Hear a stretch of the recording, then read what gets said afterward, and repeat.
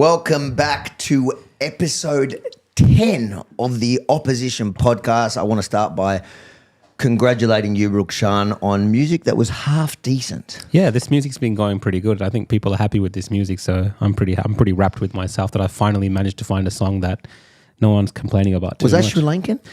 That was not Sri Lankan. Oh, that's why music, it was good. But I might put some Sri Lankan background music next to it. No, What do you reckon? viewers. Maybe Israeli. Israeli music, okay. So today is a special episode, our last one before we go on tour. Next week we're actually live from New Zealand. Well, that's the plan anyway, to come do this show from New Zealand, so that'll be quite interesting. But we should actually call it by its traditional name, North Korea. North Korea, that's right. We are going to North Korea. Next week.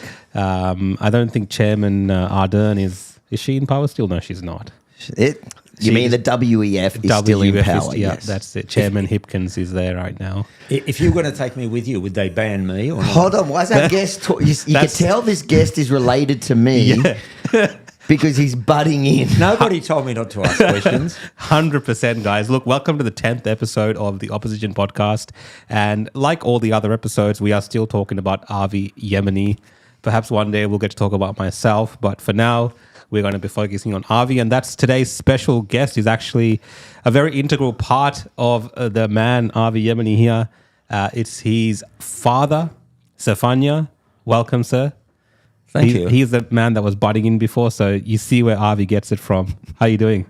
I'm well, thank you. Why did you decide to come on this podcast with us? It wasn't. He asked me, and I said yes. I want to point out though, I'm looking forward to your dad also coming. Let's make it. This was all your idea, and I've been sitting here. My wife is actually watching this now, and I think she's she's shaking, thinking, "What is going to happen in this episode?" No, look, I mean, I think this is, from all the episodes we've done, this is probably one of the most interesting ones, and I'm so excited that you're here, Zephaniah, to chat with us about this person here, because I think a lot of people. So if you're watching, guys, in the comments, normally we hear from Avi himself, but if you want to learn a little bit about Avi from his dad, drop it in the comments, put a Q and a question mark, and just tell us what you want to hear, and we'll put the questions to the man and see what his response is. And one thing you'll know about my dad, you'll learn by the end of the night, is he's not afraid to say what he thinks. He's often wrong, but I think that trait I got off him. I don't have to interject with every time I disagree with something someone says. You can do whatever you want. This is a free country. Okay, all right, fine. Okay. No, that's okay. Do you agree that you're often wrong? Not as often as you think. I think the question on people's minds is 17 kids. Mm-hmm. Why? Look, for many, okay, that's a nice segue into something that I'm interested in talking about. I was brought up totally non-religious, anti-religious. After my father died and I was 18, I was looking, as people were in the 60s, it was sex, drugs and rock and roll, but there was also searching for something different. That's when the hippies and the yippies, all these people came. That's when it all started. So I eventually was looking, and I found ultra-Orthodox Judaism. I didn't realise that at the beginning, but I got into it. And I remember someone asking me once at the beginning, "What, you believe in God?" Because I started doing various rituals. And I said, "I never actually thought about it. It was the community, it was other things. I didn't think about God." Why did I tell you all this?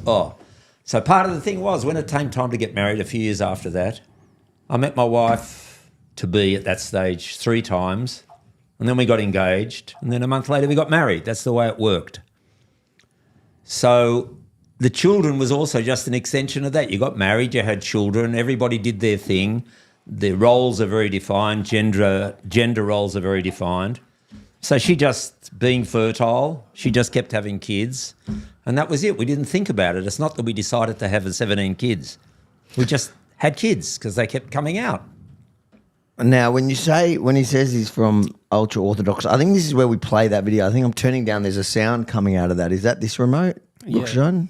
Oh, no. I'll set it up. I'll play the video. All right, let's play the video. I'll play the video, yeah. Because I think this puts into context how you look so different, and we'll go into that. Press play. Let's watch this. It's from a documentary called "Welcome to the Wax Family" that they filmed over 5 years when we were kids. And it's been shown on Qantas and everything. It's being shown on Qantas. Yes, even very recently. We're going to cancel it. It's very... It's another reason to boycott Qantas. Boycott It Qantas. was a very, very popular thing. I had kids that people watched it. They were in Sweden and things, and people saw it across the border because it wasn't shown in every country, but it was all over the world. Wow. It's like going to the zoo. A lot of people in fact, visit I had a Melbourne daughter Zoo. in Austin, Texas, at the university doing outreach. Yeah.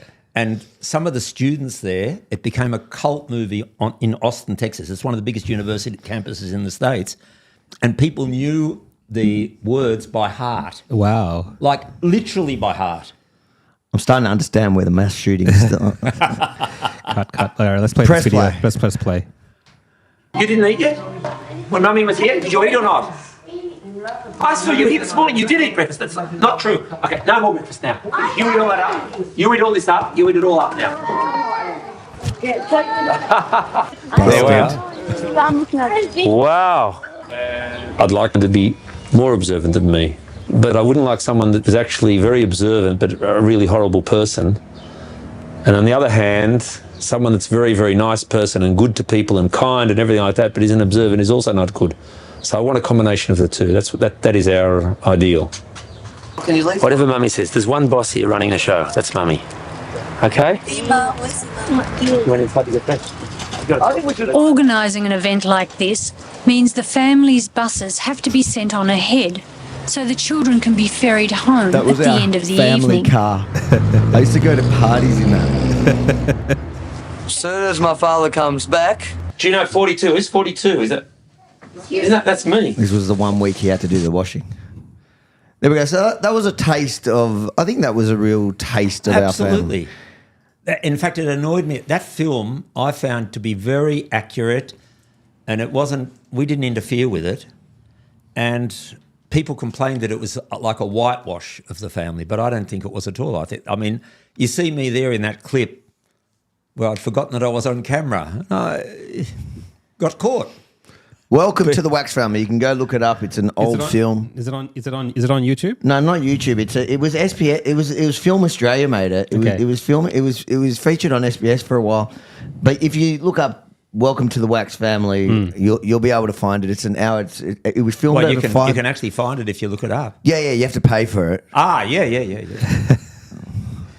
You guys don't have a copy of it that you can release? No, to the I public? got one that I can secretly share, but no, I won't because the producer will get upset.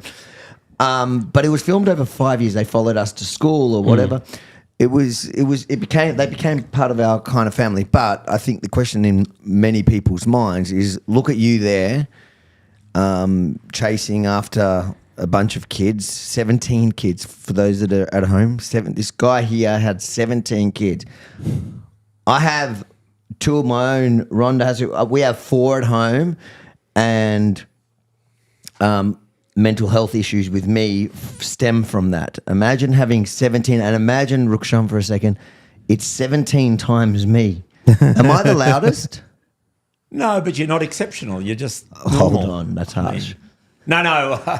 I meant noise-wise. You're not exceptional at all. So how did you go from that to what we see in front of us now? Well, with all the years that I was in the cult, 50 years. You call it the cult. Yeah. What's the cult? He calls it the cult now. I call, just so we're completely clear, I'm not anti-Jewish or anything like that, but I consider all seriously performed organised religions, whether it be Jews, Catholics, any group that does it really seriously and takes it seriously, I believe they're all cults, in fact.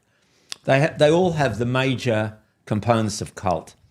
There's usually a cult leader, even if they pretend there isn't. You were our cult leader at home, though. When we grew up. Because that's part of what got me out of it in the end, because I came to the conclusion that all the child sexual abuse stuff that happened at the schools and the way it was treated and the way it was covered up and the way they reacted was all to do with the theology as well. That means you've got the leader who's unassailable and perfect, like a little god. And everything flows from that. So everybody has to listen. Nobody can make their own moral judgments about things. That's something that's in all the cults. And when I say cult again, I'm including organised religions. I'm not talking about Jonestown or anything like that. they all have this thing of the morality is essentially outsourced. Even if they'll claim it's not, it is. So when the Catholics, when it happened, also you shun the victims, you shun their families, all the stuff. It's all exactly the same. We were good friends. My son Manny and me, we became good friends with the Fosters. Yep. Anthony unfortunately died, but Christy should live a long life. And in the beginning, when I first met them, it was at the. Who are they for most people aren't involved in that one? I think they got I think her husband got an AO or something. He died a few years ago. I think got a state funeral. They had 2 daughters raped by the famous Risdale, who was accompanied to court by the famous Pell. Just to put all these things in context. And in the beginning, when we first met at the Victorian Parliamentary Inquiry, I figured there'll probably, there'll be about 30% similar and there'll be 70% or 60% will be cultural differences. In the end, we found it's about 99.9% the same. The cultural differences are almost nothing. It's just change of words. But the concepts, the way you react, the way you protect the institution, the way you don't look after, even though you protest vehemently that the first thing we care about is the children, the safety of the children. Everybody says that. When I hear that, I know they're lying straight away, because people that really do it don't say it like that. So these are all the reasons of why, when I saw ultimately what the religion's doing after this happened, I mean, how did it happen? Talk into the mic. Sorry. Or move it to you. And this is about child sexual abuse. Yes. Child sexual Within abuse the- in Yeshiva Centre in the that okay. happened 25 years ago or something like that. At the time, I, as all the other parents, we all did nothing. We allowed the guy to get away and be kicked out of Australia, which is what happened. I went a bit further than others because they didn't even want to fire the guy, and I insisted if they don't fire, we organised a meeting of parents and we were going to go to the police. In the end, they backed down 1 minute before the meeting was organised, and they did fire the guy and he got sent overseas. When he got out of jail, eventually he went to Israel, then he went to America and he got caught in America. When he got out, when he was going to be out of jail in America, one of his victims from Australia decided, he's getting out of jail. The person then decided to go forward to the police, went forward, extradition, everything like that. What was the train of... Why you went from looking like that to you now was the original question? Yes. So I can't quite remember. Anyway. You're looking for someone to blame for it. No, I'm not looking for anyone to blame. The cult. So wait, when you Let me just pull. I mean, I just saw the reaction. I was going to describe my reaction when I first heard. How did I hear then? Manny rang up to me once after this sort of, we knew now about an extradition in people, things are moving. Things are moving. He hadn't yet decided, but Manny had decided he was very good with the media because he'd worked for the Anti-Defamation League, so he knew how it works and he knew who to speak to. You got to lie. I'm not saying that. I'm not talking about him. I'm just saying that's how you work with the media. Okay, look, I've got no idea. You tell them what they want to hear. But anyway, he came to me and he said to me, you say cult. I'm thinking of going public with what happened to him. Yeah. And what I thought was public means talking about it. I didn't think what he actually did mean, which was being on the front page of The Age in a couple of weeks. But the first thing I thought about was just even the way I thought, the idea that he's going to go public, the first thing I thought was, I've got girls to marry. This is going to be a problem. As in you've got girls that you need to still get married. That's daughters. correct. And the people whole don't thing speak your language. So Okay, sorry. And that's a community issue. That's a community issue. issue. And knowing Yeah. that we would then be going, knowing that what I was doing was going to be a problem, because, I mean, he's asking me, is it okay? So, and I realised what it would be. It would cause big ructions and everything like that. And I immediately thought of that. That was my first thought. And my second thought, within a couple of seconds, was, if it's that important to him, how can I say no? I've got to go along. And so that's it. Now, why did I say all that? Because you're saying that then I'm assuming the backlash from that is what eventually the backlash, led. seeing that then opened up for me to see how people would really react. So that means all the religions talk about being nice to people and thinking about people, all the wonderful words. But when push came to shove and it was the institution as opposed to this family or this person or this group of people, It's not a question. And that's what really got me. And I was even told at one stage when I was saying, but this is immoral. No, the morality is, and it's in all the religions. I've spoken to other people in other religions. If the religious leaders, the rabbis, the priests, if what they tell you is God's word, that's morality. You think it's not moral? That's your problem. Now, I can't accept that because I saw where it led. Yeah. I saw the bullshit. Fair enough. I think in Australia, like with your story and especially with like the Catholic Church and stuff, we see this being openly discussed. Yeah. One of the things I've seen is with a lot of the Eastern religions, especially, I think this stuff is going on as well. 100%. It's happening on Exactly. It's happening on a very large scale, but we don't understand that in a way that where with the Catholic Church, at least the way the West has exposed those things, we openly discuss it. Yep. But in the East, like I fear for what's actually happening in those countries and also in the institutions here as well. I have no evidence of any of this, but I just have an inkling that there is this kind of stuff going on as well, and it's very protected. 100%. Kind of like what you're saying, because the community is afraid to speak up about it. I'd actually put money on it. I'm not a betting man. I only bet when I'm 100% sure. But I'd bet on this. Every religion, mainstream, serious religion, that means the ones that are really practicing it, not once a week, but on a daily basis, anyone that you haven't heard in that particular region of some problem, I'm not going to name religions, but every one of them, I'm highly suspicious that they've got really big problems. Is it not an issue, though, of powerful institutions? Because if you look at that era that we're talking about where all that offending was happening, it was happening across many institutions. 100%. Government institutions, foster care. Everywhere. Any institution where there was power. Army, police, hazing, all that sort of stuff. So why do you think it's a religion thing? But the religion is like what you touched on before, this whole kind of moral Well, They morality. play the moral card. Well, see, that's the problem. But And that's people used to say abusing to the me, religion. That's abuse of the religion. That doesn't mean there's a 100%. fundamental issue with the religion. Yeah, but I think it took like so Yeah, but- long for Catholics to accept No, this- what happened in their church. Like it's only now. Yeah, but that's human nature to protect your institution, especially if your whole life is your religion. You're going to protect you. You're going to want to protect it, and you're going to want to pretend it's not true. There's a problem with that, though.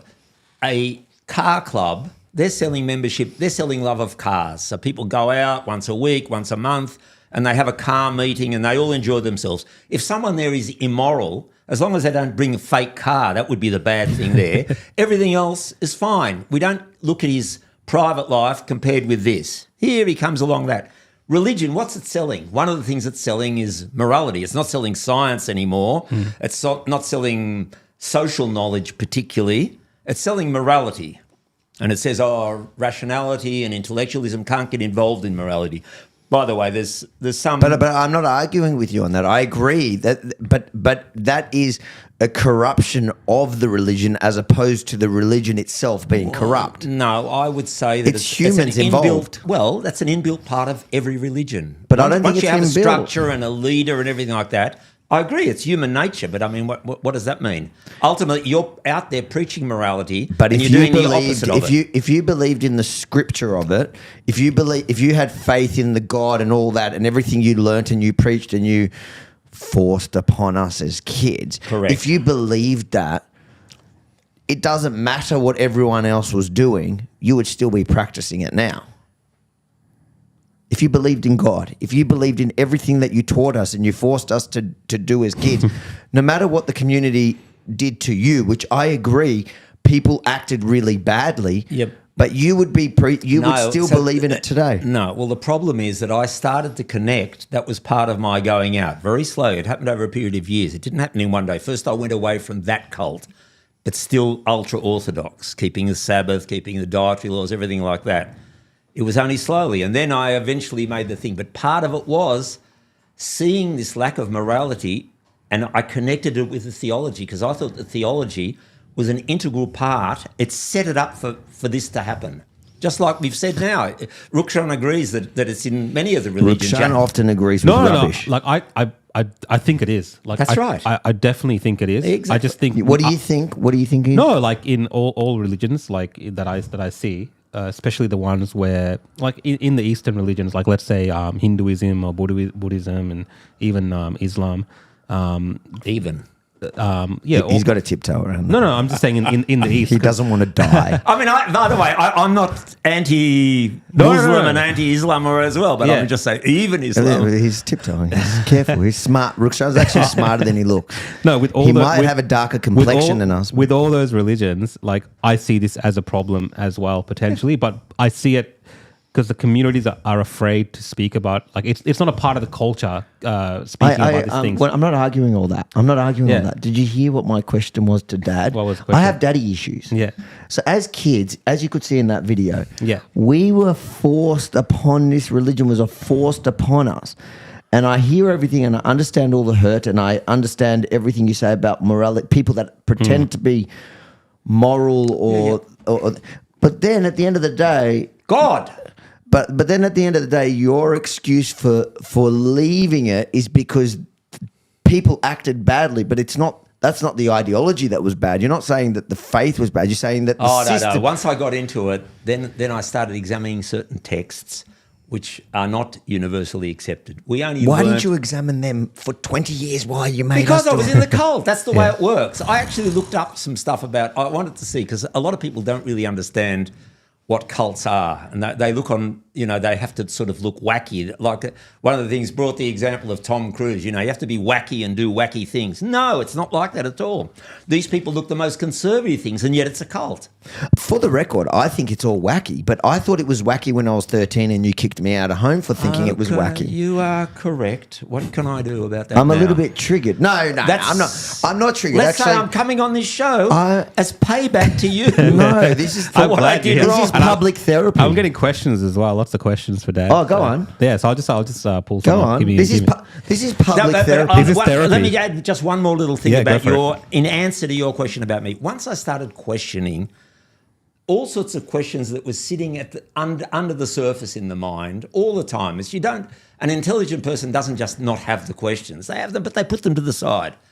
So one of the questions that came forward very forcefully in the end, because it has a certain thing of similar. I mean, people who were in the Holocaust, I'm not comparing myself to a Holocaust survivor, people in the Holocaust sort of lost everything.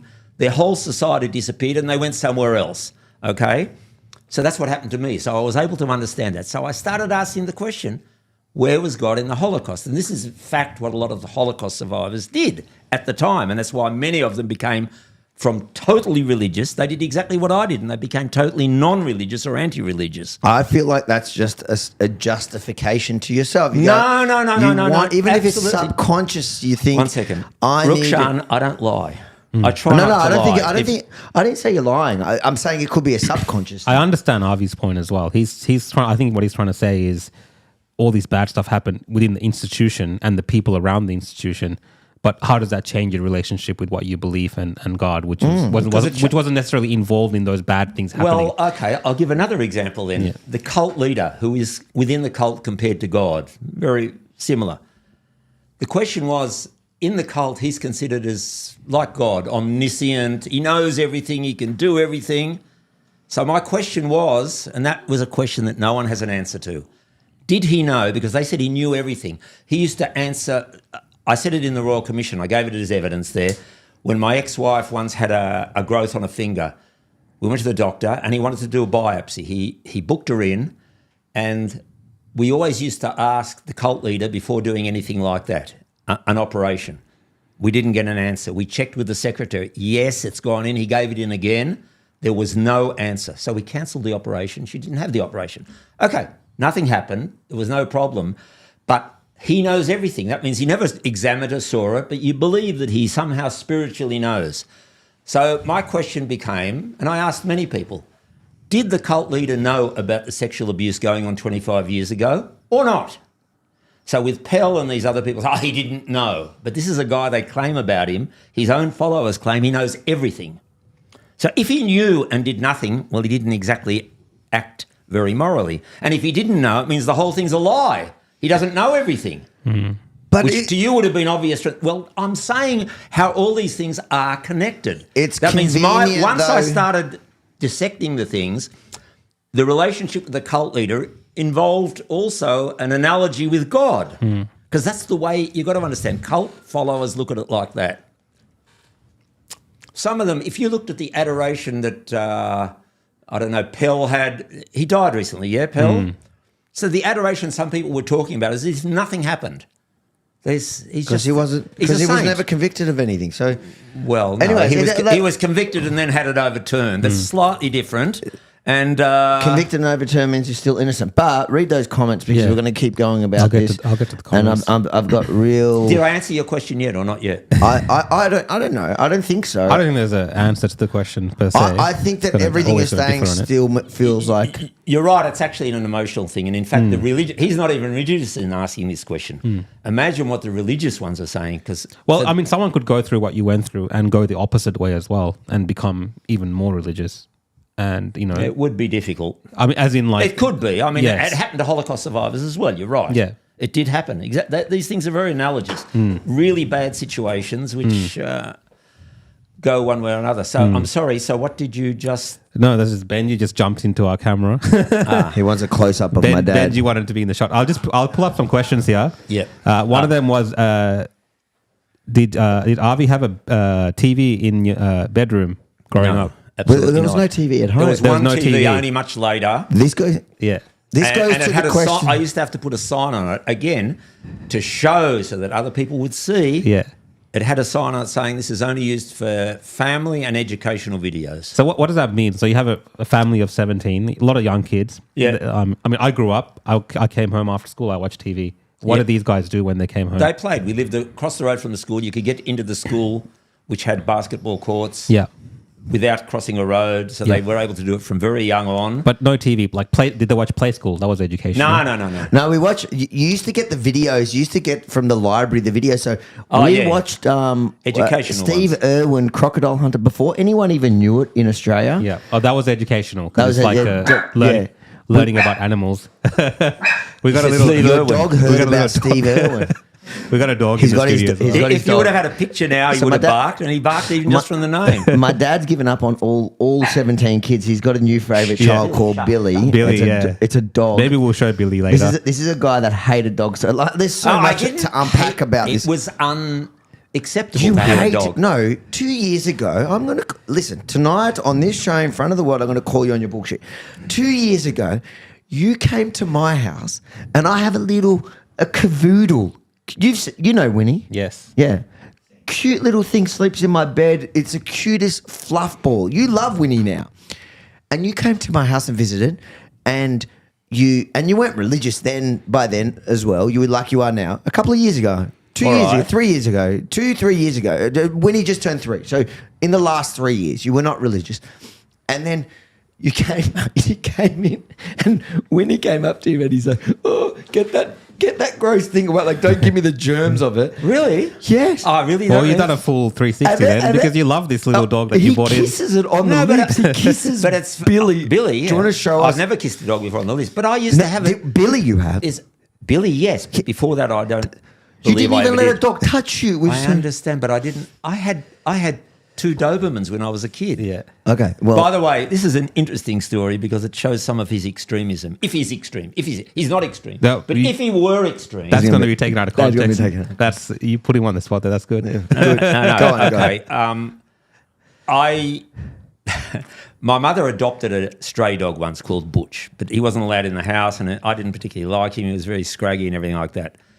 My parents used to go away travelling overseas quite a bit, and once they were away, and I was on my own in a 3-story huge house on my own. So I don't know how, I don't remember the thought process. I bought a dog, a Doberman Pinscher puppy. They came back and they said, no way, it's you or the dog. So I packed up, just like what happened to you. I packed up and went to live in Byron Bay. It wasn't Byron Bay of today. I was a surfer. Yeah. It was a surfing place, but it had an abattoir there. It wasn't a fancy town. It was a real Australian hick town. Yeah. And that's what I did. Well, so you're a surfer. I'm sorry? well, my old man was a surfer when he was young. I'm learning a lot of things. I'm really glad that we're doing this. To read those questions, you had more questions. I had for me? another- questions. So that's 1 second. How did it? What was this? What was the original question though? About dogs? Something about TVs, like what these Oh, guys TV, when they're growing right. up. Oh, no, hold on. Because we're calling out bullshit. We didn't have a TV. You want to know the funny thing? Is he had a TV In See, this is- are you going to deny this? There was no I'm not gonna TV in deny it, your but exercise room. It's slight. You're giving it out of context with the Give us slant, context. which is bullshit. Give us context. The context is we had to do exercise. Yes. And you needed a TV. And we used to do originally walking, but that became problematic with dogs in the area. And also what really bugged me was people would, from the community, would go, we saw you walking with your wife. dogs. He hated dogs. And by the way, he used to walk with a stick. That's how much he hated dogs. And It wasn't a matter of hating, it was a matter of preservation. he walked with a stick because he loved. And they used to cross the road, the Well, they're big just dogs. roaming around the back then, were they, the dogs? No, people on, you see it Cavoodles. now He even hated there. cavoodles. He was ready to hit him. Not Go a on. cavoodle. Anyway, So why did you have a we TV? needed exercise, and I decided I was sick of people making comments about me walking with my then wife. So we decided we bought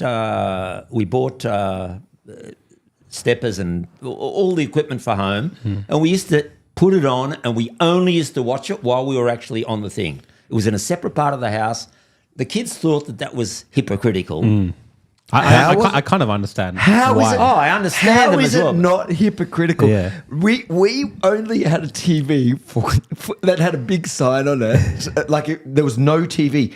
They had Foxtel. You had Foxtel. I used to watch through the keyhole without sound because he had these he had all the headphones so that we wouldn't even hear him watching. They would watch Foxtel. Hypocritical. Yeah. Is it not hypocritical? Yeah, I understand. Oh, why. I I love that the understand world now is why he left the witnessing. cult. He left the cult. I'll bring up the next question. He left the cult well before that. Come on. I got Don't one use that. from Daniel Dalhuntley. Daniel is a any rebel. advice on working with RV, Mr. Wax? Even myself, I'll ask you, any advice on working with this guy? I need a bit more specificity, a bit more specific as to what the question is. How did you survive almost 38 years is what they want to know. How are you still alive? But in relation to you or in general? Obviously in relation to me. They want to know because these guys, Daniel's worked with me. So Daniel it works at Rebel. He's worked for a couple of years at Rebel and things are getting tough for him. Rukshan. Okay. Rukshan's got grey hairs coming up. It wasn't simple, and we actually had a period in time when we weren't happy with each other, to put it that way. But very thankfully, we eventually made peace, and we're actually good. And he's probably stop it, please. Hey, shh. If we have to, we'll take him out. We're good now. Yeah. But he wasn't the most troubled kid necessarily, apart from the fight that we had at the end, which was all related to the it's a long story, but that's a separate story. Apart from that, he wasn't necessarily the most difficult or he wasn't anything special. Yeah. Look, we had a girl and then 6 boys, and that 6 boys was pretty full on. Yeah. It was very full on, and he wasn't the most difficult out of the 6. Yeah. You read the book. Yes. What did you think about the book? I thought it was fantastic. Does it ring true? Yeah, completely. What was your favourite part in the book? Look, I can't really pick out like all good books. It's all good in my opinion. Did you learn anything new in the book that you didn't know beforehand, or you kind of already knew most of that? From his younger days, especially. Oh, yeah, some of the stuff about the drugs and the way it progressed and everything, I didn't know all that. But, I mean, it was all matter of fact and it was interesting, but I didn't know some of that, correct. Exactly how he got into it and this and that and the getting out. Yep. But he wasn't the most difficult kid. Yep. No. I mean, Who's your favourite kid?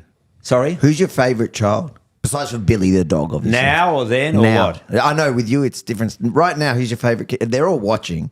Who's your favourite kid? Not to put you on the spot. Who's your favourite kid? Look. Who's your favourite? I wouldn't look at it in that respect. I've got... He's like he should be a I've got politician. one He's person dodging that... the question. No. I'm answering the question very directly, but not the way you want it. There's one kid that I don't speak to, but apart from that, I speak to everybody else. Some closer, some less close. Who's your favourite? No. I can't. I don't. They're not watching. They're not going to watch it. Who's your favourite? You just said a second ago they were I all was watching. lying. You were lying. Well, but it's not. You that's were not the about to reason. answer it till I said No, that. it's not the reason. I can give you about each kid good points and not good points. Do you know? Very diplomatic. No, it's not intended to be diplomatic. It's intended to be the truth. Just on kids, I know 17 kids, and kind of a roundabout way to discuss an issue that's happening right now. Yes. In our country. Yes. We're always talking about cost of living crisis and all this kind of Yes. stuff. How did you as a family manage with that many children? Okay. And do you have any tips for people watching at home with what we're going through? Yeah. Wear a Some of condom. them I do and some of them I don't. Wear a condom. Some of them are related to the very large number. So Yeah.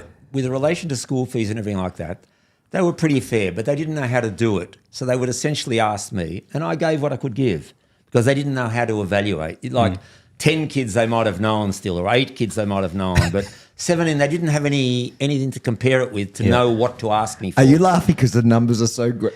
It's just funny how the institutions just gave up 7. Well, they did. That's right. I mean, well, what could they do apart from that? Yeah. And especially if I would have fought with them afterwards, but I didn't. They were fair, and this was fair.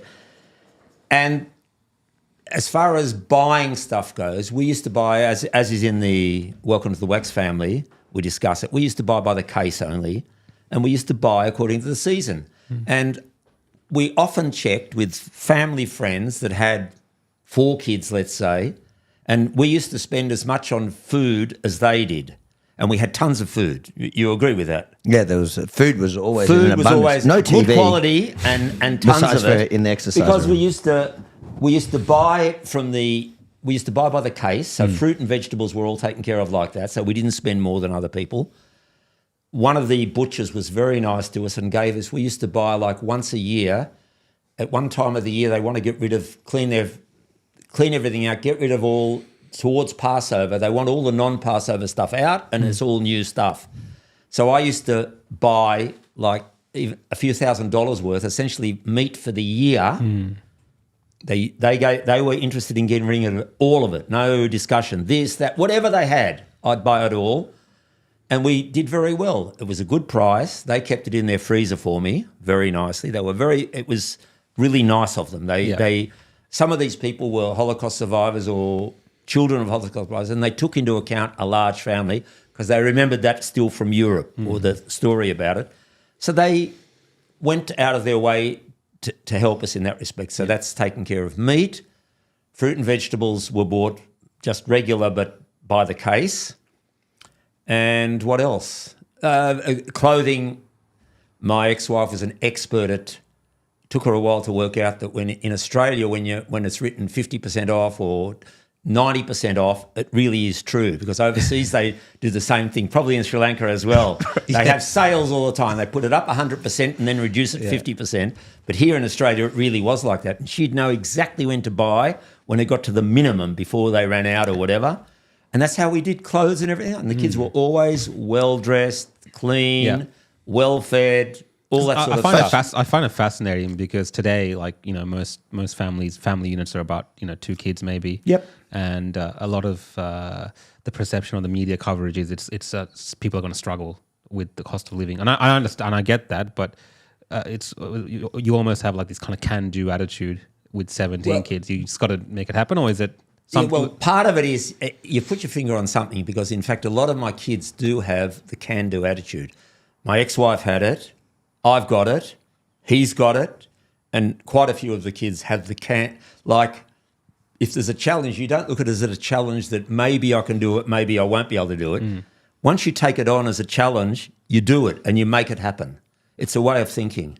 Yes? It's true. I think that is a thing that we got from my parents. It's like if you want to watch TV and not let the kids watch TV, you can do it in the exercise room. Well, that's an example, a silly example, but it's an example. But everything is possible to do, essentially. We're talking about the impossible. I remember something about the Medicare cards. Yeah, Didn't they have to change the system or something because of you? No, it didn't change it, but it caused... What happened was we went to the old Goombaya Park once. Yes. Oh. And Goombaya Park had a It's rule. called Goombaya World now. Whatever. They had a rule, one family, there was an entrance fee of one thing. Yeah. So we came there, I had the bus, the big white bus, and we arrived there and... But remember, it's an hour and a half drive. Just tell people because An it was an hour and a half drive there with how many kids? 10 kids in the van? Something like that, whatever. And because each Medicare card could only have 9 people attached to it. You could only have, that means there was obviously a IT, a computer limitation that you could only have the thing. So 17 kids and 2 parents, we needed 3 cards, okay? So I go to them, but they want to see the Medicare cards. It's not all one family. So I show them 3 Medicare cards. Oh, that's 3 different families. I said, no, I explained to them what I've just explained to you. Yeah. They refused to let us in. So I said, okay, I'm going to complain about this. And we left and drove back to Melbourne. We didn't go in. Wow. And I was in that bus. Yeah.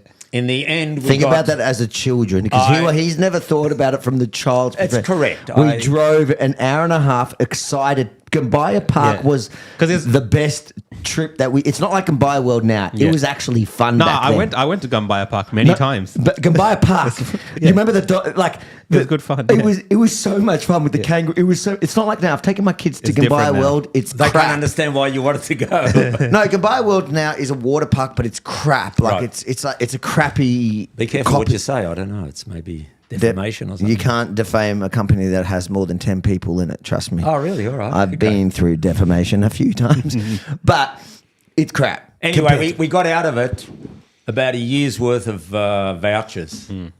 I don't think we even used them all up. There were so many. And there was I think Emma apparently still has the vouchers. I want to now take him to Gambaya World. I doubt but so there was nothing. I thought there was a story that Medicare had to change something in their system. No. I've just told a lie for years. Well, no. I know how you got confused because every time when I had to deal with Centrelink, just ringing up about anything, it used to take about an hour to get to the point. Even once I got the person, I think that's just like normal now. That's normal now. But then it wasn't normal because then they couldn't find the people because it's 3 cards, different numbers. It was a complete farce, the whole thing. And they used to find, sometimes they saw, sometimes they didn't see. Their systems weren't very good. So it was just fun and games. Yep, still the same, I say. Their systems aren't very good. Tell me about it. Ed, do you have more comments there? Yeah, I've got some more questions. Yeah, let's go. Let's throw some questions. How are you finding this? Are you enjoying yourself? Yeah, but you're not really... I guess we've fleshed some questions. Do you want to... You can flesh the questions to yourself. No, it's going on. We've touched on a few things that for I'm me, this is in. public therapy. Okay.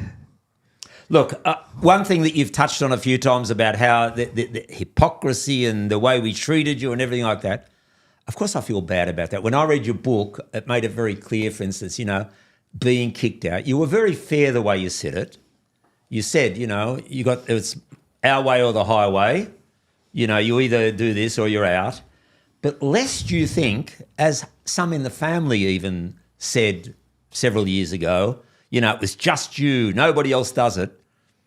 Several years ago, after the Royal Commission stuff, the wife of a rabbi in the community rang your mother to get her advice about exactly the same situation. She told her, listen, I know you've got experience with a lot of kids. We've got the oldest boy is now, we're worried about the influence he's going to have on the other kids. Shall we kick him out? What shall we do? So they were still ringing with this sort of question. I know you've told me that a few times. Okay, and what's the problem? To justify your behaviour. No. One, you got to remember, I and my siblings, we all grew up in the same community. Yes, you can find another radical in the community who kicked out their kids, but we all had friends in the community who did not cop the treatment we copped. You were on the radical end of it. Correct, I agree with that. And on top of that... Are you on the radical end of whatever you do? Hold on, and on top of that... That excuse of you kicked us out because you didn't want us to be a bad influence with regards to religion on the young ones made no sense when you kicked out the youngest one. That's correct, what you're saying now. But then why did you do it? Because already that was the 16th kid. It was natural. He got it. No. That was already... It was out of habit. Not even out of habit. I was just enough. I can't. You can't take it anymore. 17 kids, you had enough. You know what? In your defence, I would have kicked out everyone at one because 17 kids, I just couldn't do it. I go nuts, but I probably wouldn't have had 17 kids. Well, that's self-responsibility. That is correct. I That's had to another snip question. Yes. after 2. Yes, Snip. I agree Let with me bring you. in a question here. So, yes. Someone wanted to know, Zeph, if did you grow up as a typical Aussie kid before you went into the cult? Like, what was your upbringing? That's you're very telling, I was interesting. talking to you No. off camera before, Yes. and you're talking about. I think you went to surfer, yeah. surfer, but you went to university in America, or And here Yeah. and in America, and I finished in Israel. Yes. Yeah. I didn't grow up as a normal Australian kid. And in fact, in the 50s and 60s, which is when I was growing up, we didn't have multiculturalism like now. And I suffered at school because I was in a very WASP area, white Anglo-Saxon Protestant area, and my skin is slightly olive, but enough if you're in completely white kids, I stood out and I was bullied very badly at school and I suffered from that. So I wasn't part of the community where we lived in Northbridge. Because in those days, not just Jews, but I mean, I had a friend later at 19, 20. He had a girlfriend who was Greek and her parents didn't know about him. None of his friends ever met her because it was dangerous for her. It wasn't called honour killings then, but she would have been bashed up badly. Who's this? One of my friends that was a neighbour that we used to go surfing together. There was 3 of us. That she was friends with you, so she was gonna Not she was friends. He was part of our group, but I never met her because Greeks in those days had exactly the same things and lots of other immigrant groups as well. You had to marry within the group. Oh, yeah. You probably know about that sort of stuff. Yeah, I mean, that's They still- were that's- preferred, that's but still a then it thing. was violently, Tati, so- he not only married someone from his own group, he married someone with the same name. of course, that's right. Go on. Anyway, so I wasn't brought up as a normal Aussie kid. Yeah. Because we were encouraged, as all these immigrant groups, in order to keep going in the group, mix with the group.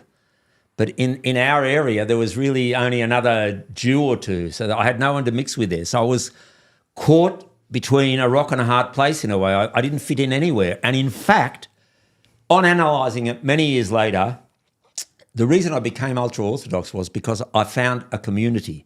What I was in fact lacking wasn't religion at all, it was community. And I've spoken to a lot of people That about makes this. sense. I'm sorry? That makes sense. So in answer to your question, I wasn't brought up normal Aussie, but I afterwards, as I got older, adopted some of the Aussie things. I became a surfer. I had a rowing boat, which I used to love. Yep. And all sorts of sex, drugs and rock and roll. That was Did you more identify as Jew as a kid? Like, were you Jewish? Yeah, I was Jewish, but we did nothing. But so like almost like a racially Jewish or Correct, whatever. That's right. I didn't go to. But you were when they proud had to be religious Jew. training. What? you were proud to be Jew?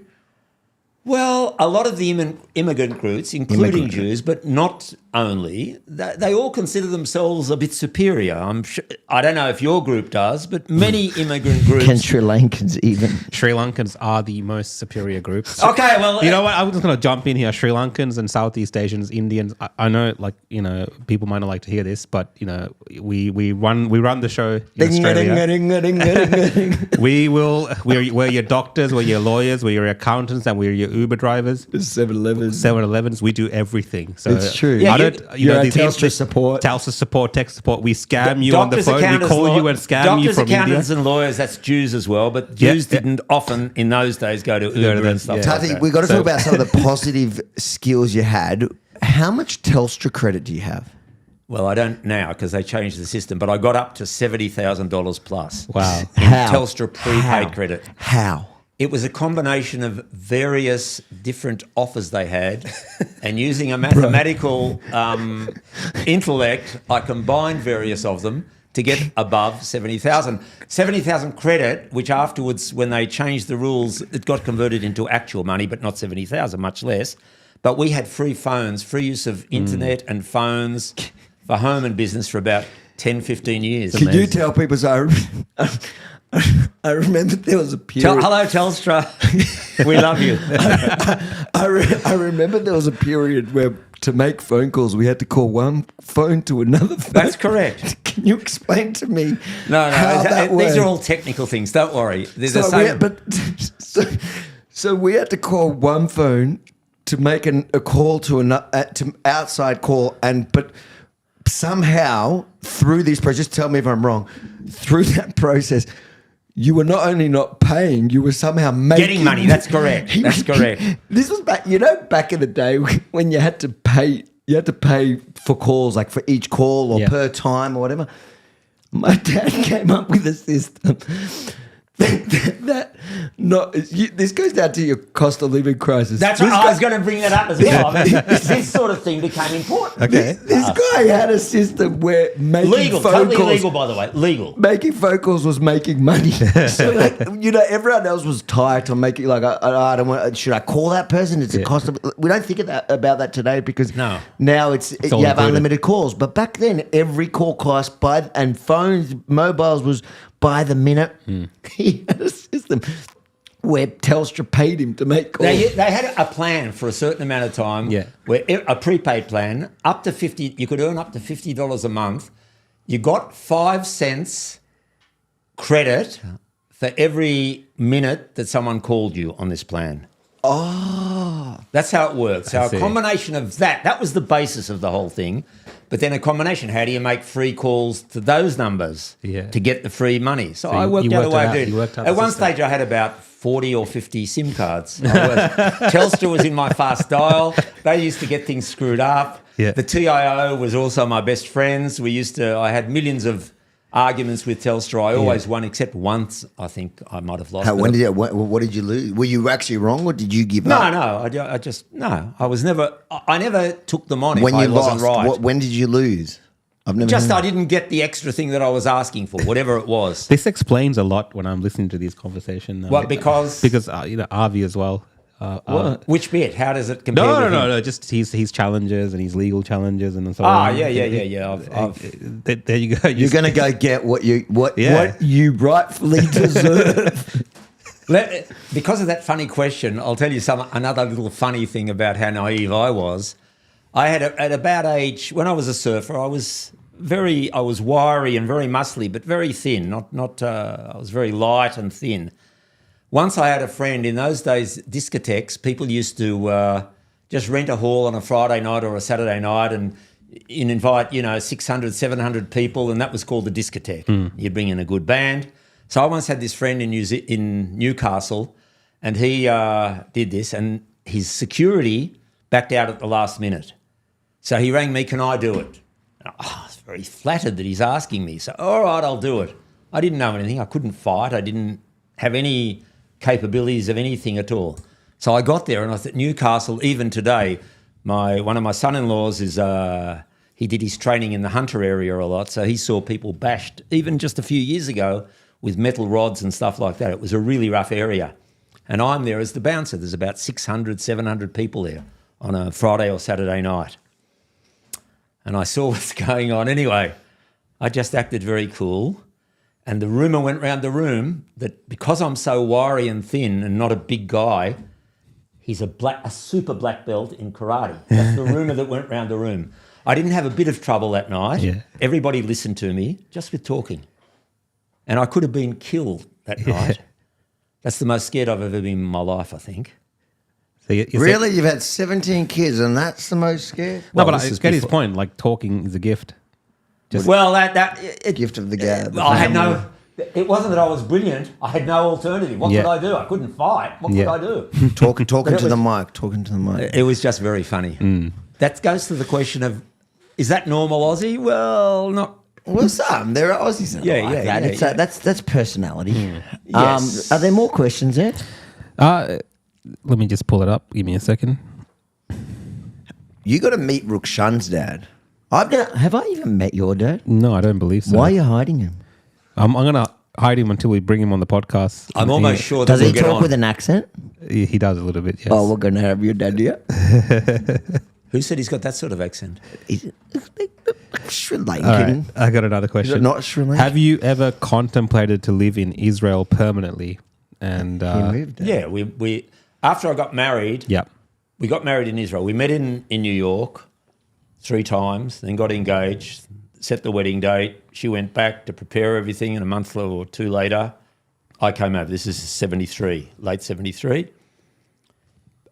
I was on my way back to start the university year in March to finish my degree in Australia. Having started it in Australia, gone to MIT and Princeton, and then I was going to finish it in Australia. But I liked Israel, and I liked it, so we decided to stay on in Israel. We asked the cult leader, and we got permission to stay on in Israel, and we stayed there 10 years, but then I left. I didn't want to live there anymore. I liked the good bits of it, but it was at that stage we had 8 kids already, and I couldn't make it. On a professional salary with a university degree, working in computers, I couldn't make a go of it financially, and that was the basis of moving to Australia. But now you're settled here. This is Australia. Oh, yeah. We went back to live in Israel after the whole thing exploded and being shunned and the Royal Commission and everything. But I didn't want to go and live there. That was my ex-wife didn't want to be in Australia anymore after what happened. And so we went there. But eventually we got divorced, and I'm living here. Is there still migration from Israel to Australia? Is that like a thing? Like, you know? Oh, now I believe there may well be in the next few months or years. Okay. Because of what's going on over there. It's not simple. Look, I'm not sorry. What is going on over there? Well, I don't know if I opened a can of a very worms. strong right-wing government, and some of the things they're doing are extreme. I'm not saying they're wrong, and Israel's always been very extreme. The left was in power till the 70s. And that means for nearly 30 years. And when the right came to power, they're not the right of today, much more mellow than that, they somehow felt that they'd been robbed of their rightful inheritance, the left, because they'd been in power non-stop. And they've never really adjusted to the fact of the right. So a lot of what you see there is now historical things that are coming to a head, either from the grandparents of the kids that are doing it now or whatever it is. But it's a bit of a disaster situation. Are you guys on the same page on issues to do with Israel? I don't know. We talk about it sometimes. I think we're reasonably much. We both like Israel. We both want it to succeed, and we both. I certainly don't agree with everything they're doing, but I'm not as crazy as some of what the Western media talk about. They don't look at things. I think nowadays I have a much more balanced view than I probably had 10 years ago. And I think especially after COVID, I think I can see both sides even. I'm a lot more open to listening even to the Palestinian perspective.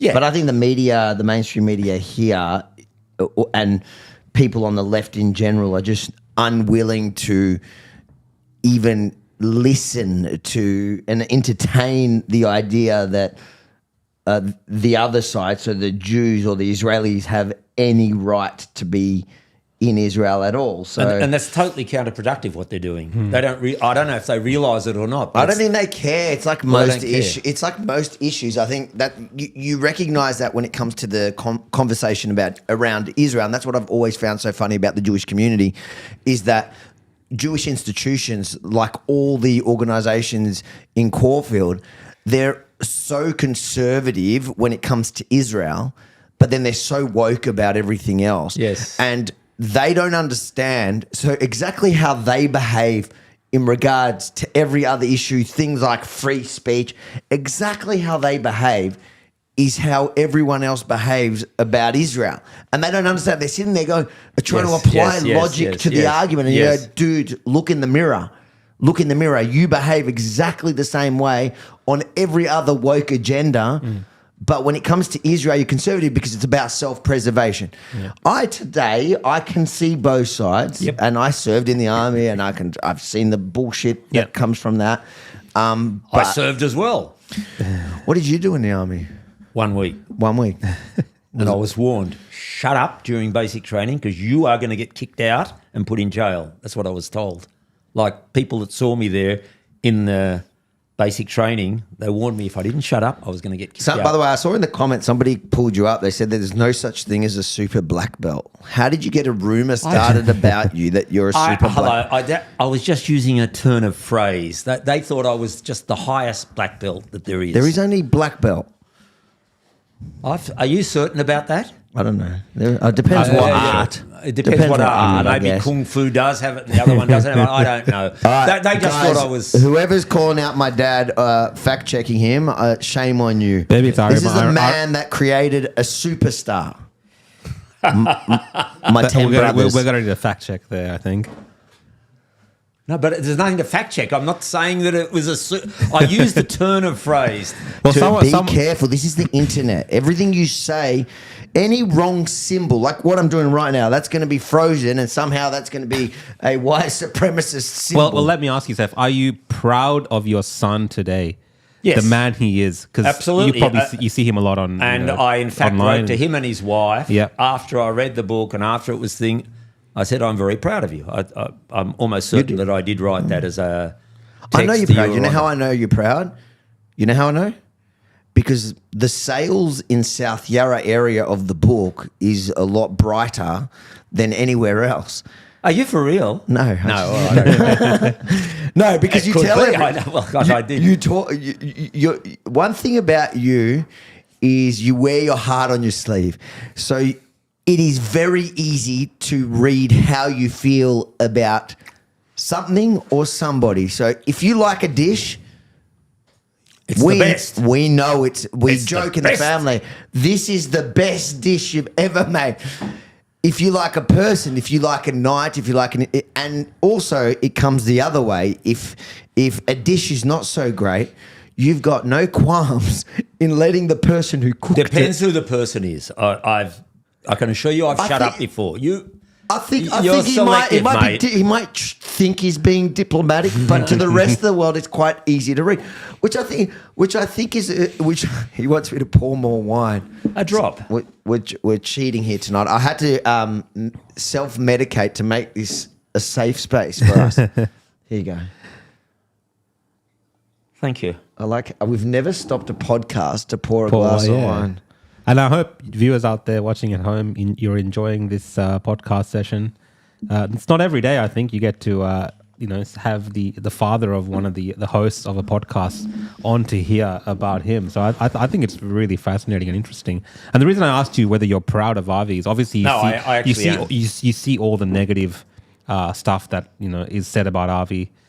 I don't know if you see it or not. If you look into I don't it, really see it. You don't see it. I only see the people coming up to him in the street that I'm just shocked. Well, there's a lot Just people from here and from there. The first time I ever went out with him, it was after I stopped keeping kosher. Suddenly we went out. They invited me out. We went to. I made him eat pig. He didn't make that. That is a misrepresentation. I asked for a bacon and cheese pizza or something like that. I think I took a photo and I put it in the group and I got in trouble. After I swore you not to post it that time. Yes. Yep. Does that sound familiar in any way, shape, or form? I filmed him eating pig and I put it in the family group. Yeah, he'll do All right, that. go on. That was- So yes. what happened? What were you Having saying? promised that he wouldn't. Yeah. I did not promise that I If would. he promises he won't do it, he'll most likely do it. No, hold on. I did not. 100%. I did not promise I did. Yeah, I said you must not do this. Okay. No. And you didn't say no. Yeah, I didn't say no, but I didn't promise that I wouldn't. I just say quiet. Okay, well, whatever. I assumed shtika kahidah. That means there's a I think my siblings deserve the right to know there's a that. theological concept in Judaism that if you shut up, it means you're agreeing. And in fact, that's known in English as well. What you're prepared to walk by is what you agree with. So Yeah. Okay, so Fair go on. point. What were you saying? So you noticed when people were walking up to me that day? yeah, I was That's all just you know. shocked. I was absolutely like it was just left, right, and centre. But do you find it funny that people online, they often talk about, my personal life. They always talk about my personal life, and some of it I talk about in the book. But when they're discussing my personal life, because they know me so well, they often bring up our disagreement from years ago, which was quite public. But it was vicious. I mean, it was for a vicious. while. But the funny thing is, they always talk about so they'll post on there, even his own family disowned him, and they don't realize that I think in our family, I'm probably the one that gets on best with the most people. Like I get on well with everyone. You're up there with whoever. Yeah, I okay, literally yeah. get. I'm close to everyone. Yeah. Even my Yes. sibling that I for a long time didn't. I'm close to everyone.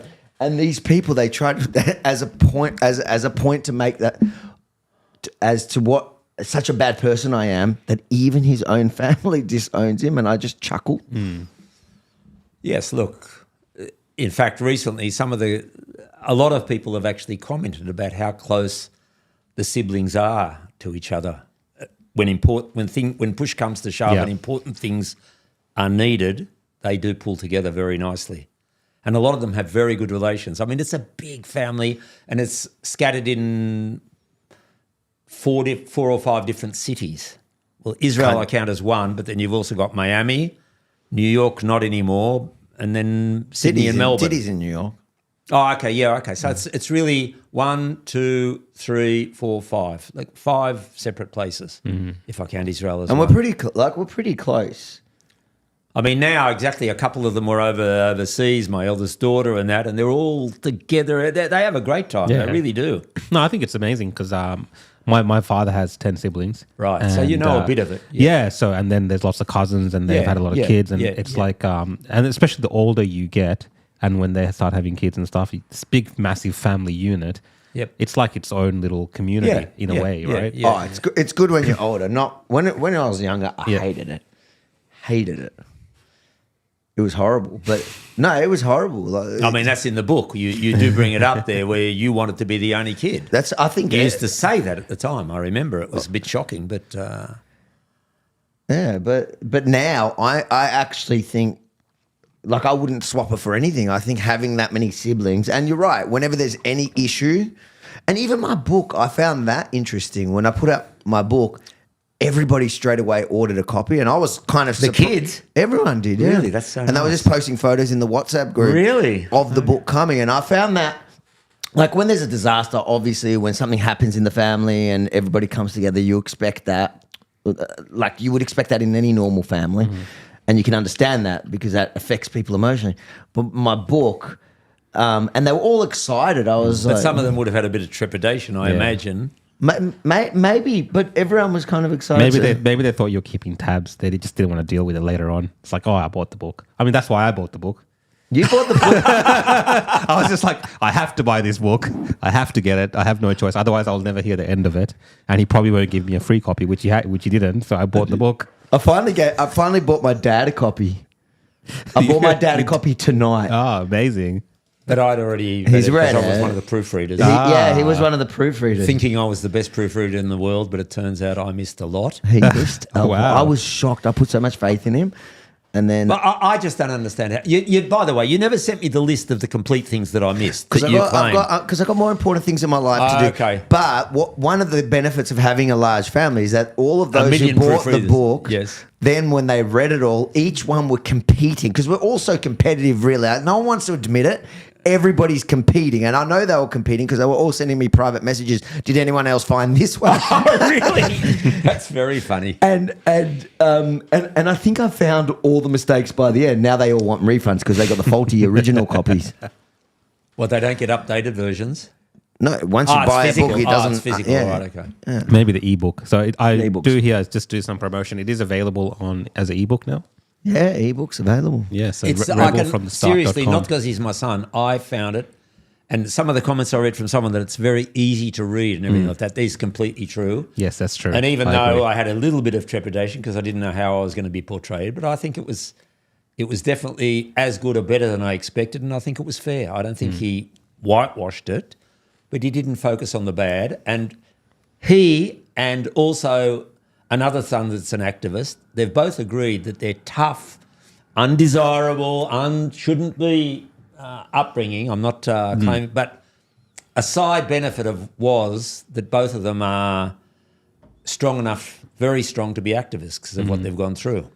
Well, it's like it was that reel we put out today that I actually think is true. When people ask you, is there things that Neil Mitchell asked in that interview, is there anything you regret in life? And I've got a long list of regrets.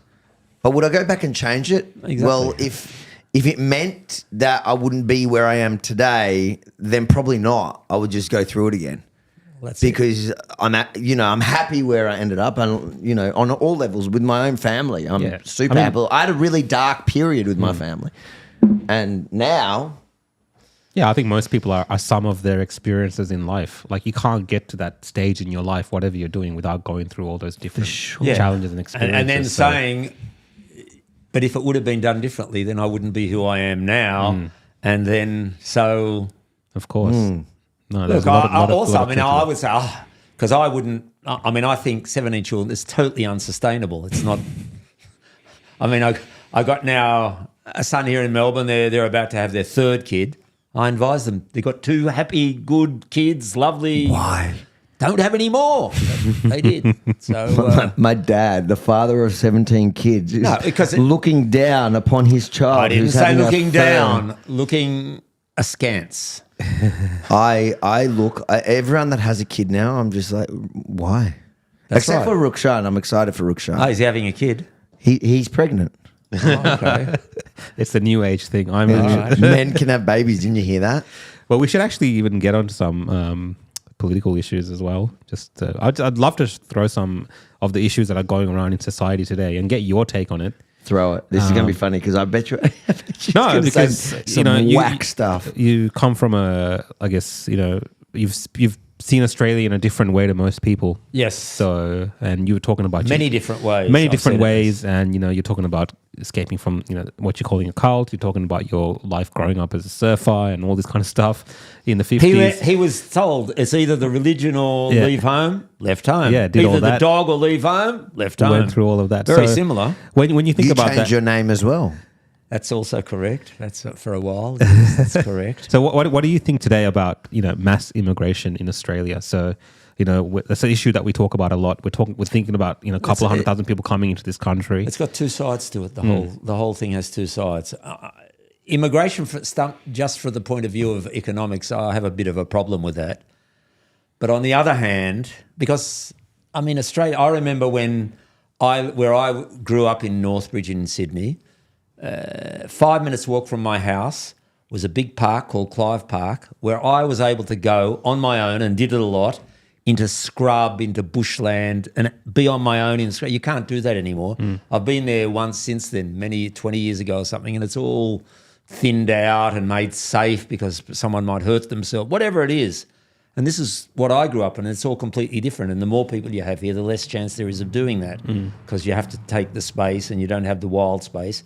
So that's the side against immigration. On the other hand, we're lucky we're here, and you've got people that really have nothing. I'm not going to go between, really, really poor people that are starving in Sudan or something now. What does it matter if they just want a better life? Ultimately they're dying, or they will die, or they... So I don't have a solution to it. I understand that, definitely, but does it come to a point like in a country like Australia today? Was this a discussion that was happening back then? Because today people will say, well, what about what's happening to the people here? What was it like back then? Well, it's totally changed. You couldn't speak. If you spoke a foreign language on public transport, you were looked down upon. People would be almost aggressive towards you.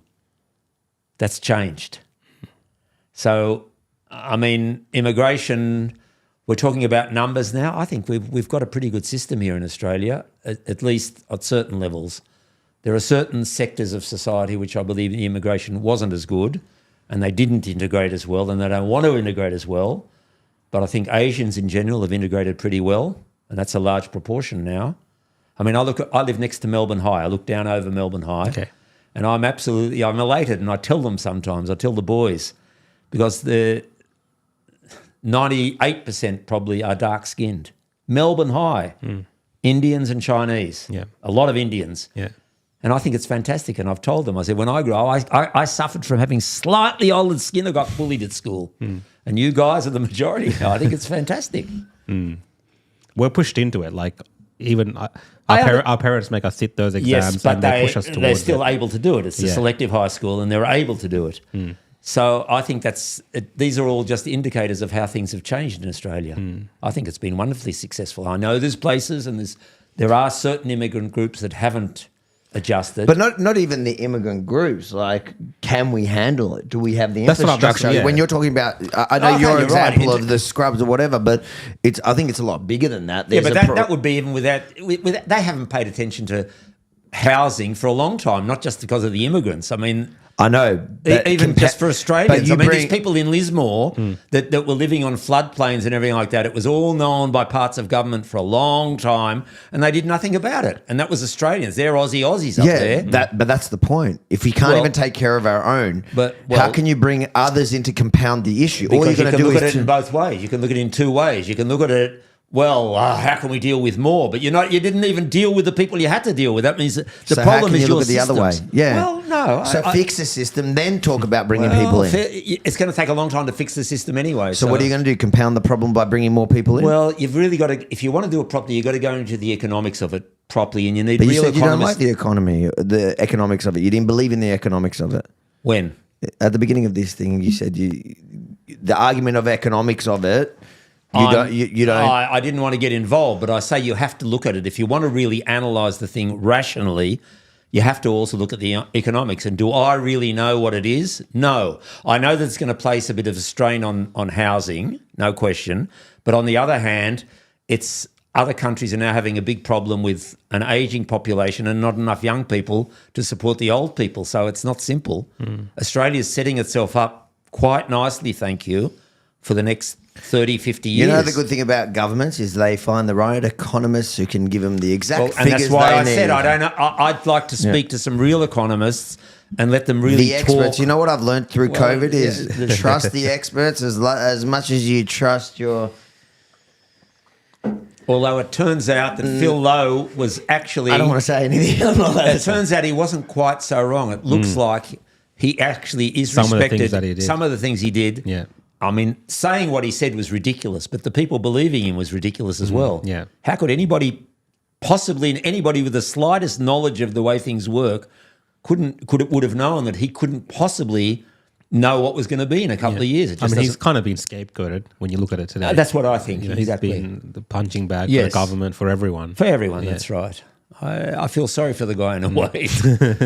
And it turns out his replacement is really just a continuation of him anyway. So, Of course. anyway, That's so always what else we... No, so like- immigration, what else? Look, Let's go. Other political... What's other things Okay. that are happening now? immigration, okay, that's one. And one of the things that we're talking about a lot today is around patriotism in Australia. So as an immigrant in Australia, I'm very patriotic. Mm-hmm. And I feel like when I grew up here in the 90s, we weren't taught this, the shame of this country. We weren't taught to hate this country. Yes. You know, I'm very proud Australian. I sing the anthem. I Yes. love the flag. I have all this in a part of my growing up in this country, and I fondly remember these things. Yes. But today, it's very different. And during when you grew up here, was that similar to what I'm describing, or was that something you didn't? Well, really what is today? experience? I don't understand what you're comparing it to. Today I don't know. it's become naughty. The Australian flag is almost a symbol of racism today. Yeah. That's what they're trying to paint terrible. it at. That's terrible. Were you proud to be in Australia at your age back in the 50s, 60s? Yes, and I'm much prouder now. I reckon Australia, I've lived in 3 countries. I've lived in the US, lived and worked in the US, or studied in the US. I've lived in there and in Israel and in Australia. America is the pits. I wouldn't want to live there in any way, shape or form. Israel... Where did you live in America? New York State. But New York State's... Well, it doesn't matter, but that's... I you got got enough of... Texas. You got to have some guns, and then let's talk. All right, go on. And Israel was good, but Australia is the best they've got the balance as good as can be, and you can see it really well now in the world. You've got a lot of right-wingers coming, but Australia's managed to keep some sort of balance of government interference and letting you do your own thing. I reckon, I know, a lot of your audience won't Got a agree. big fan. Not my audience. Anyone with who sees reality. So you're retired. For you, I think a lot of the things don't affect you anymore. So you don't see the pain that people feel, and you don't see the direction that the government's understand going. very well what's going on with inflation. I see it. I buy food. I understand all this stuff. I'm still saying, do you know what's going on in England and in America and other places? So you're saying we're better off? I still say that comparatively? compared with other people, Yeah. they're not perfect. No government. But I reckon one good thing about Australia is the balance between government and... I know, modulo all these objections, the balance between government interference and private lives, I think is pretty good. And we don't have this... huge fight between left and right that you have in some other places in the world. As much as they're fighting, it's not. I mean, I was worried about Labor coming to power, but I reckon they haven't been so bad. That's a good question though, because I wonder, was my political view formed through nature or nurture? Like, did we grow up? You were probably a Liberal voter when we grew up. I was a Liberal voter, and I was very right wing in my politics. Yeah, very right wing. So that's where I got it from. I would have had then, and it's still a question I ask, and I'm not dogmatic about it. But if you were in a situation in a country, I won't say which country, whatever, and you know that you're going to be shelled now from another country. In those days, I would have said, if I know it's going to come from that town, you guys stop it or I'm going to kill the whole town. I would have found that quite reasonable. Now I'd be a bit more circumspect. I'd think a bit more. But there's a lot of people that do think like that. If you got an enemy and they're going to doesn't matter, we'll wipe you out completely. So I've changed a lot in that respect. He doesn't want to mass murder anymore. He's chilled out, my dad. That's a good change. He's really change, chilled That's a out. good change. I also, with respect to the Palestinian situation, they're working on the wrong level of things. They have to work on, in my opinion, personal interactions. We have to be able to sit down and have cups of coffee together on a widespread thing, not just one. I know of people, I won't go into too much detail, but there's people on both sides that you can't have a cup of coffee with the other side. And as long as you think like that, anything they're doing is just going to be a joke. Yeah, of course. It's not realistic. I have a bit of experience with this because in Sri Lanka we have between the Tamils and we actually had a civil war. Yes, which had obviously the impacts of that is still ongoing, and people have different views of this. 25 years. Yes, almost 300,000 people killed apparently. Yep. I'm not sure on the exact number, and suicide bombings. Long before there were suicide bombings in the Middle East. Yes, Sri Lanka had the world record for suicide bombings, and it was actually very much crafted by the what they're called Tamil Tigers. They were the pioneers of these kind of suicide bombings. So we had this conflict, but what I always found interesting was when I'm in Australia, I have Tamil friends. Yes. And we're going to school together. We're doing, programs and events together. And here, Tamil and Sinhalese people are marrying each other. Yes. So I see the benefits of a country like Australia, and I see people having cups of coffee, growing up together, doing these things. And I always wonder if we can do it in this country, why can't in our countries? We're far enough away. Right. And you don't have the same strictures on you as you do there. That's right. Where you're fighting about the same resources and stuff. Based on exactly on what you're saying, how you got friends there, the Welcome to the Wax Family, before it was released on SBS or ABC, I forget which was it was shown for a couple of weeks in a private cinema or something, a limited release of 2 weeks. One of those new art cinemas or something. It was booked out the whole time, and I think they had to actually extend it. And I had a then friend who was a psychiatrist, and he went along to one, and he had people, I think, sitting behind him or in front of him, a Palestinian family. And they watched the video and they loved it.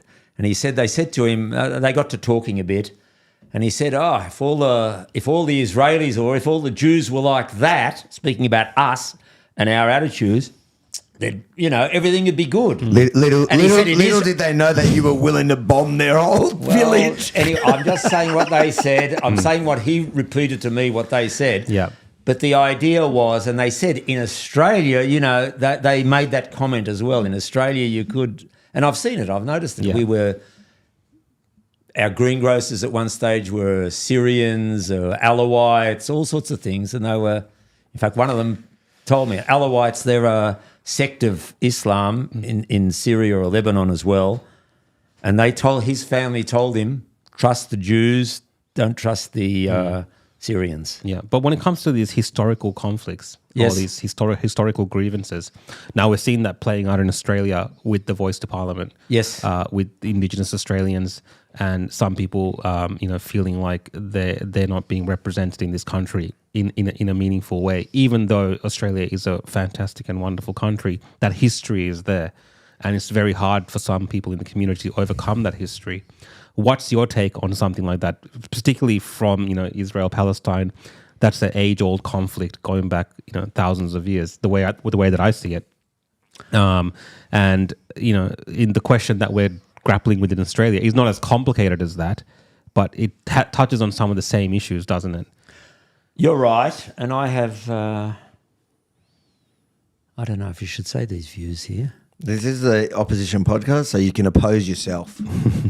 Go on. Well, I mean, the concept of definitely there was oppression and that they've lived. I agree with all that, and things have to be righted. But the idea of one thing that annoys me is seeing people that don't look Aborigine to me being the Aboriginal spokesman.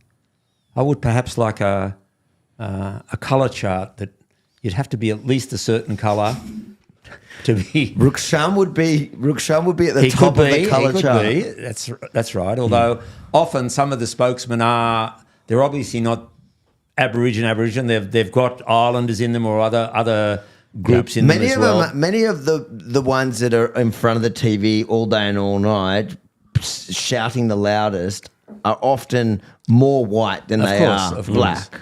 But you're not even allowed to mention the question, and I want to mention the question because I started out with The Voice until I started hearing them talking about it.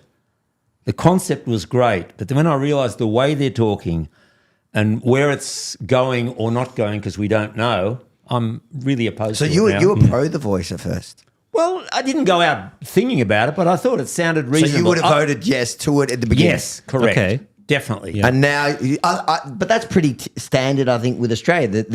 The polls show that because I think in the beginning the polls were in their favour. Yeah, it might have been 80% or something. I don't think it was ever 80. It might have been 75 60 or. Yeah, I think it was as a concept, when it's introduced to Australians, most people are for it until they start to look into what it means. That's it. And like you said, until you actually start listening to what I would claim a lot of the activist class to speak about. That's it. right. Politicians, they're going to say things you like, you That's don't right, like, that's right. No. whatever. But when you hear the activist class talking about it, you kind of get what they're really saying. You got to listen to them. But even apart from that now, actually thinking about what it means is also a bit of bullshit because I don't like the idea now of this is introducing racism into Australia in a very basic way. A lot of people disagree with you, and I agree with you.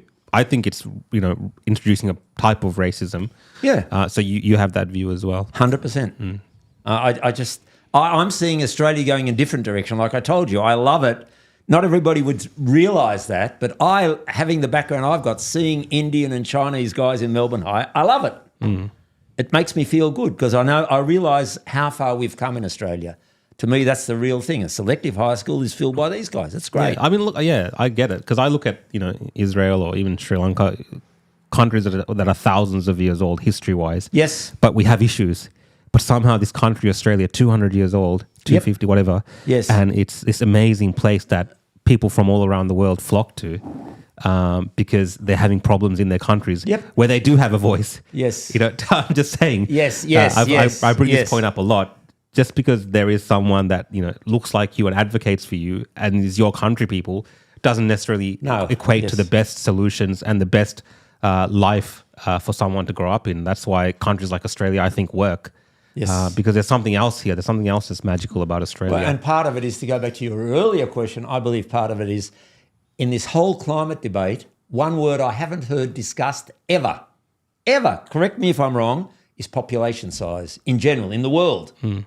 Because there's no doubt that reducing population is going to make a very big... hold on, I've made that argument. I've asked... Well, I haven't heard you... I've asked climate change activists if you want to come to zero emissions, you can do it by ending your own life. Yeah. By the way, one of your siblings has said... That's the point he's making. One of your siblings has said, in fact, now, even though in the Bible... homosexuality is forbidden and the worst thing and everything like that. Today it should be good with climate change and the Bible itself. So do you want to depopulate the whole world? I'm not saying the whole world, but Are you from the WEF? Yeah, are you from the WEF? You look a bit like Klaus Schwab when I think about it. What's WEF? So Klaus Schwab... He's playing dumb now. He's playing dumb. I don't know what WEF is. So do you want... Hold on. World Economic Forum. World Economic Forum. So they believe in depopulation for climate... They're advocating what you're talking about. For many, because I'm saying... Do you want to eat bugs? That without lessening the population, no one will ever grow up with the type of thing that, at least in the city, they won't be able to grow up knowing what I knew, being able to go and forage in actual Yeah, but that's bush. not because of climate. No, but Do that's you know because you of can population. go move to the country? Yeah. But I said In the city, I you said can move, but specific- you can open. But the city back then is like what country towns were. What country towns are now is like what the city was back then. So you can just except medical things, and as you get older, you think about other things. So it's not so simple. I mean, I had to have an operation a couple of weeks ago. It wouldn't. So you want to depopulate the world so that people. I want it to be discussed. I didn't say depopulate. I said it's something I Doesn't haven't Elon heard. Musk? Does Elon Musk? What does he believe? I get confused. He believes in more. He thinks More we're, people. He More thinks people. we're underpopulated and we're going to die as a species. Yeah, he's saying Yeah, because he's looking at something else. He's saying That's more right. people should have children because Yeah, because we're going to obviously die as a we're aging. species. Well, whatever. We're going to become an aging population that's not going to. But if you do the maths, Yes. that's what's going to happen. That's a problem that they had in China. Yep. Look, I don't see any. I mean, I love how the guy that had 17 kids wants to depopulate the world. Makes sense, This actually. is one the way second, we I need said to you, it's unsustainable. I said that. You started the conversation about 17 kids, and I'm saying it's unsustainable. I just I never understand how various countries give actual bonuses. I think it's only a political thing to have more children. Daniel's calling you out on fact check. I can bring that up on the screen. Daniel actually lives What did he say? he Where is lives he? in the country. I'm not saying no medical services. Come on, that's not what I said. Well, Okay, I've got a friend that lives up on the Daniel. Atherton Tablelands up north, Queensland. And so he's got Cairns near him, which has good, but he knows. We just spoke a couple of days ago. I'm not going to give any clues who the person is. And he knows that for certain medical things, he has to go to a big city. And if someone has a chronic condition or something like that. Back when you grew up, I bet you they didn't have those medical services because they didn't exist. Correct. So, Okay, yeah, but so now- you want the best of everything. You want to have 17 kids. You want to preach to the world to have. He does work for the WEF. I'm telling you, you look a bit like you Clash. know what they do at the WEF? They fly in there on their private jets and they tell us I know, that we okay. shouldn't go anywhere. We shouldn't even drive cars. You have 17 kids and Yes, say we okay. should depopulate Okay, the world. this goes to address another thing about some of the kids. Some of the kids are very angry. A discussion we had earlier. Yeah. I brought them up this way. You hypocrite! Now you're saying this. People, all religions speak about change as being a wonderful thing. As long as it's change in the direction they approve of. But the concept of changing, all religions have it as a good thing. So right. I'm allowed to So change. if you could go back in time, you wouldn't have 17 kids? Absolutely. Which kids would you wipe Here we off? go. Yes, that's what Uncle Edie used to ask. Which kid don't you want? You know, tell me which one. It doesn't work like that. But I'm saying, as if I'm looking now rationally and making a plan for my life, would I have 17 kids? No. Would I have any kids? Probably none. Based on- Today, anyone that has a child, they should think very carefully what they're bringing into the world and what world they're bringing the kid into. Seriously. But I don't know what's going to be in another 10 years, even 5 years. but Things could be very, very ugly. if you want to depopulate the family, would you go by carbon footprint? Would you look at which one has the bigger carbon? No. This is 'Cause I silly think- details. I'm allowed. I had 17 kids. Okay, I made a mistake. Which ones were the mistakes? Is what I'm trying to work It out. doesn't work like that. Just the total number is a mistake. No, I get you. I get what you're saying. How do you make 17 Wait, mistakes? one second. Ask him. He understands and he's not emotionally involved Fool with me you. once, shame on you. Fool me twice, shame on me. Fool me 17 times in a rubber house. How do you do that? We need subtitles for these. It's not even Hebrew. That's Arabic. I don't even understand what he said.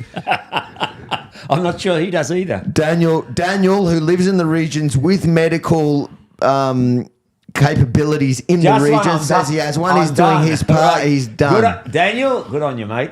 How old's this guy? Daniel's a good bloke. He works for Rebel News. Oh, really? That's what. Yeah, I know who we're talking to here. Oh, We're having okay. basically a call. He's actually interested in tonight. I don't think he's ever logged in. He's always watched it in work hours because he has to. But tonight, I think he's tuned in because Where of is you. he? In Australia or in He's Canada? in Australia. Yeah, he's in Australia. He's on the Australian team. He's a good bloke. You should all follow him on Twitter, Daniel Delhunty.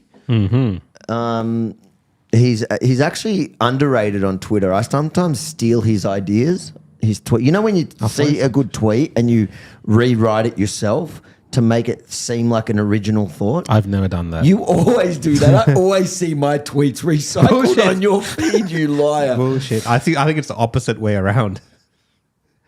All right, I'm gonna Thoughts on climate change. I'm gonna look up some more questions. Just We probably wrap up with we some need questions. to wrap We're up. probably Yeah, You definitely have some interesting questions. yeah. there, Bring I him must up on say. screen. Yeah, I'm trying to find. you're trying to find what changed, old boy. What? Thoughts on the Why right do of you? the people to bear arms? All right. Are you going to bring up a couple of questions? I'm just trying to think what's a good one. Rukshan, this is Tati. Do you see? By the way, I call him Tati for those who didn't realize. What does Tati mean? It means Dad in in Yiddish. In Yiddish. Tati, yeah. So we say Tati in Sinhalese. You say Really? Tati. Tati, yeah. Do you call your dad Tati? Tati, yeah. Really? That is there's a lot That's of weird because Abba. there are theories that Sanskrit and stuff is related to Hebrew. It all actually. comes It's from not, everything comes from India. Everything, all your stuff is from Well, India. the Jews say from Hebrew, the Indians say No, from because the India. Arabs, Sanskrit, they all yeah. call Abba. Arabs, I think, is also Abba. Or, Yeah, but this is Tati, not Abba. No, I know. But Arabs, Hebrew, all that Yeah, is. they've all got AV as the beginning. But I've never heard another one. No, but Tati, I've heard except there's for a few other words in Indian, in Old Indian, that are similar to Hebrew words. Yeah. I think there is Sanskrit some stuff. connection somewhere. Yeah, I hear. There's Avi there. They call people. Yeah, they Avi. call people. Yeah. Avi. Yeah, Avi's the name. Oh yeah, I hear Avi, and I'm looking around, Yeah. and then There's too many questions. I'm just trying to figure Just out. take- What, is this a Well- lot of questions for a thing, for a podcast, or it's normal? No, it's normal. it's normal. I think a lot of the questions we've actually already touched on. We've already kind of all right. answered, So I answered think them. we should probably wrap it up. Yeah. Tati, I want While to we're thank ahead. you All right. for. We hardly discussed anything. I thought this is just a prelude. We're not Prelude, into yeah. anything. Do you want to come back? No, you'll decide that after you see. Do you want to come back? Did I'm you not enjoy against- tonight? It's been very pleasant. The guests It have was- viewers have really enjoyed the conversation. Have they really? Yeah, they've had a good time listening. in. Usually they're bagging me out the whole time. Yeah. But now they had him to do it. Yeah. like, bag away, guys. Bag away. Bag away, yeah. Bag me. They can bag me. I don't mind. Why did no one ask? How could you possibly have thrown a little 14-year-old kid out? They all understand. They know me. No one judges you for that. I think this audience. That's the one question that hasn't been asked, and you reckon there's a reason. I It's think not. this audience. Did you ever feel bad about kicking me out at 14? No. It was a necessary evil. It wasn't good, but I didn't feel a huge conflict. Once different people work different ways emotionally. Once I make the logical decision that something has to be this way and there's no other way of doing it, there's no point in. Do you remember the day I came back when I talk about it in the book? No, I sort of half remembered when you said it, and the And you way went and you went to the and you. I don't remember, but it definitely could have been true. It's. I'm sure it was true. I don't deny that it It's happened. funny because the detractors that I've seen online, they say that the whole story is a lie. Oh, absolutely. That's for sure not true. No, I find it funny because I don't to be able to fabricate my story, there were so many people that were in my life in that know, I know. period. You would have to be so blatant about your life. Like it's funny to even think that these people that hate me just I think they think I'm a lot more capable than I am. Anyway, You know the old story. If it's between a conspiracy and a fuck up, an F up, it's he's lost his mind. Go on. it's go for the F up. Yeah. You effed up 17. There you go. Well, we'll leave all the double entendres with that one and everything like that. Would you though, if the perfect opportunity came, would you have one more? If I found a partner that insisted, I would try and talk her out of it. But if that would be the only reason, that's preaching depopulation One second. have an 18th Okay, you didn't even let me finish. What was I going to say? Go on. Well, I was just going to say that if that was the only thing, I'm still young enough and interested enough that I could get married again. I almost had it with, as you know, the person that you met. And I would do it against my will, but I would do it if that was the only... Well, it would be... Okay. No, go on. It's funny. Do you understand what I'm saying? I understand what you're Thank saying. you. He's That's still it. laughing. He can laugh. I'm laughing at you, but yeah. Thank it was, you. Good. somebody's asking 17 children, how many wives? It was one wife. My mother had 17. If you read the book, you would know. And no twins. No twins, 20 years pregnant. And a couple of 2 or 3 miscarriages. That's it. Apart from that. So after all that, he should literally, Klaus Schwab, if you're watching this, I have the perfect member for you. A man who preaches depopulation, but is willing to have his 18th child. Thank you for being with us, Tati. It was actually quite enjoyable. We'll have to do it again. Thank you. Thank you so much. I've enjoyed myself. This was easy. This wasn't Easy. Next time we'll make natural. it Natural. We'll He's actually, you're much more well spoken than Avi. I should have you as my co-host. I think that would go down much better. More intelligent, more knowledgeable. Everything's just better. I don't know how you produced him. I just wanted to get that in there. That should clear. But I mean, if you read the book, you know how he was born. I mean, we arrived in Melbourne. She was late giving birth. We had to move. We'd sold there, bought here. We drove down. We arrived in the morning. We settled the kids in a bit. We went out at night, leaving a babysitter with them. We drove to Kew to visit a cousin of mine. We drove up in Kew up the steep drive, and it's a physiological thing. The waters broke, and we went straight from there. She went to the toilet, and we went on to Royal Women's where she gave birth. He started life like that. Wow. Trouble. Melbourne. Trouble. That's how the book started. I was born the night we moved to Melbourne. But the funny thing is that I think even when he tells the story, he misses some of the most important points. What are the important points? You drove in a car, so a 9-seater with 11 people, so 2 adults, 9 kids, packed in the car, left the 9 kids at home. Well, how do we do that? That's illegal. How do we do that? Maybe back then it was illegal. Yeah, you broke the law. I don't know if there's a statutory, what's it called, the time that they can get you on that. If not, I'm going to report you. Thank you so much for joining us tonight. By the way, for those that want to meet you, and maybe the lucky lady at home, are you going to come to the what the lucky book lady at signing? home? The Which one lady are you talking about? I'm saying all the women now that heard that you're single and available and excited and looking to have another baby. Those you're ones willing only to have another baby. Are you going to come to the book signing event in? Don't say where it is if you know where it is. I don't know. I've got no idea where it is. It's close by. If it's close on the by. 27th of August, so Sunday week, are you coming to the book signing? I've got a. You're going to have what time of day? 7 p.m. I can do that. You're going to come?